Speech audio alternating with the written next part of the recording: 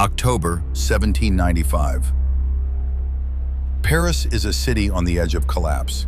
The revolution that promised liberty has devoured itself. A king executed, a reign of terror that turned neighbor against neighbor, and now a fragile government clinging to power by its fingertips. Mobs of royalist rebels, thousands strong, are marching on the seat of government itself. The men in charge are desperate. They need someone ruthless enough to stop it. And they turn to an obscure, unemployed artillery officer nobody in Paris really trusts. His name is Napoleon Bonaparte. He is 26 years old, and in the next 24 hours, he will open fire on his own countrymen and change the course of history. Napoleon Bonaparte was never supposed to rule France. He wasn't even supposed to be French. Born in 1769 on the island of Corsica, a territory France had annexed from Genoa just 1 year earlier, Napoleon grew up speaking Corsican and Italian before he ever learned proper French. To the aristocrats of Paris, he would always carry the accent of an outsider, a foreigner playing at being one of them.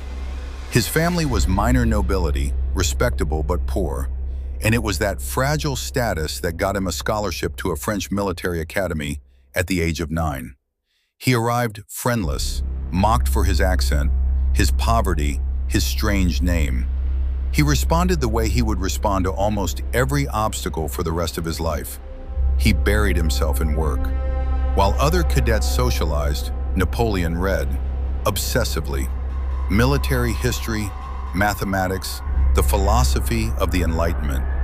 He graduated early and was commissioned as an artillery officer, a technical, unglamorous branch of the army, filled with the mathematics he'd mastered, but offering none of the prestige of the cavalry. For nearly a decade, he was nobody, a capable officer stationed in forgettable garrisons, watching from a distance as France tore itself apart. Then in 1789, the revolution began. And chaos, as it turned out, was the one thing that could make a man like Napoleon indispensable. In 1793, the port city of Toulon rebelled against the revolutionary government and handed itself over to the British Navy. It was a crisis, a major French port in enemy hands, with British warships anchored in the harbor. The French army sent to retake it was stuck. Its artillery commander was wounded. Nobody senior wanted the job. Napoleon, then a captain, saw an opportunity that older, more cautious officers missed. He proposed a plan. Forget storming the city directly. Instead, seize the high ground overlooking the harbor, place artillery there, and make the harbor itself unbearable for the British fleet. His superiors approved it. Napoleon personally oversaw the placement of the guns, working under fire, sometimes going days without sleep. When the position was finally taken, the British fleet had no choice but to evacuate, and Toulon fell within days. Napoleon was 24 years old. For his role in the victory, he was promoted to brigadier general. An unknown artillery officer from Corsica had just announced himself to France. But the revolution was not a place where success guaranteed safety. Political winds shifted violently, and men who backed the wrong faction lost their careers, or their heads.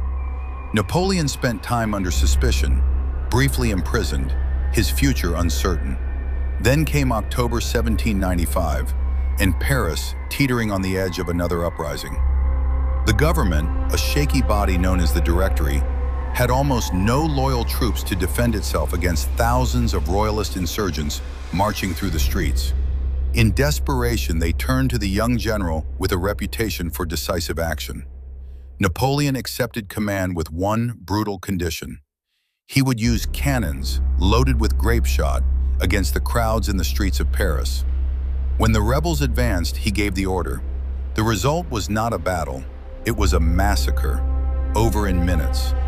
Napoleon would later describe it with cold precision as simply clearing the streets.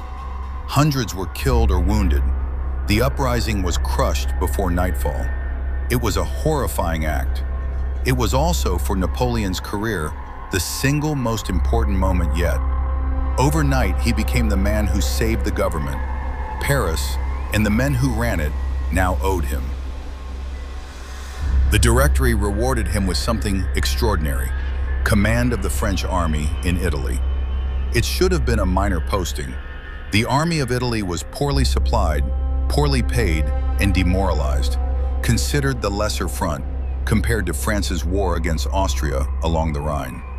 Napoleon was given the assignment almost as an afterthought. He transformed it into the stage for the most stunning military campaign Europe had seen in a generation.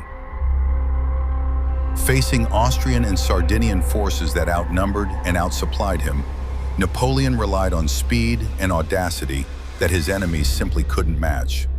He moved his army faster than 18th century warfare was supposed to allow, striking isolated enemy forces before they could combine against him. Battle after battle, Lodi, Arcole, Rivoli, ended the same way. Austrian forces stunned by an opponent who refused to fight the way he was expected to. Within a year, Napoleon had knocked Austria out of the war entirely and personally negotiated the peace treaty that ended the campaign, a 27-year-old general dictating terms to one of Europe's oldest powers. He sent looted art and treasure back to Paris. He sent glowing dispatches about his own victories, written and distributed with a showman's instinct for his own legend. By the time he returned to France, ordinary people who had never seen him in person already knew his name. The Directory that once viewed him as a useful tool now had a different problem: a war hero more popular than the government itself. France in 1799 was still unstable, economically strained, politically fractured, and widely seen as a failing experiment. The Directory was unpopular and weak. Several of its own members had begun quietly plotting to overthrow it and replace it with a stronger form of government. What they needed was a sword. A popular general willing to lend his prestige and his troops to the plan. Napoleon, freshly returned from a military campaign in Egypt, was exactly that. On the 18th of Brumaire, by the revolutionary calendar, November 9th, 1799, the plot was set in motion. Napoleon was to use his authority and his soldiers to force through a change of government. When it came time to face the Legislative Council directly and justify what was happening, the plan nearly fell apart. Deputies shouted him down, accused him of treason. Some accounts describe him being physically jostled, needing to be pulled from the chamber. For a moment, it looked as though the coup might collapse before it began. But Napoleon's brother Lucien was president of the council. He rushed outside to address the waiting troops directly, warning them the deputies inside were threatening the general's life. It was enough. Soldiers loyal to Napoleon entered the chamber and forcibly dispersed the legislature. By the end of the day, the Directory was finished. In its place, a new government called the Consulate, with 3 consuls sharing power at its head. Napoleon was named First Consul. Within the new constitution, he had a hand in writing. The other 2 consuls held largely advisory power. He held the real authority. The revolution that began a decade earlier with the promise of dismantling monarchy had, in a single day, handed near total control of France to one man. He was not yet emperor. That title, and the coronation that would stun Europe, was still 5 years away. But the foundation was set. The outsider from Corsica, mocked for his accent, obscure for most of his 20s, had transformed himself through calculated violence, battlefield brilliance, and ruthless political timing into the most powerful man in France. He had shown, again and again, that he understood something his rivals did not. In an age of chaos, the boldest man in the room usually wins. Napoleon Bonaparte was no longer a soldier serving the Republic. He was about to become its master.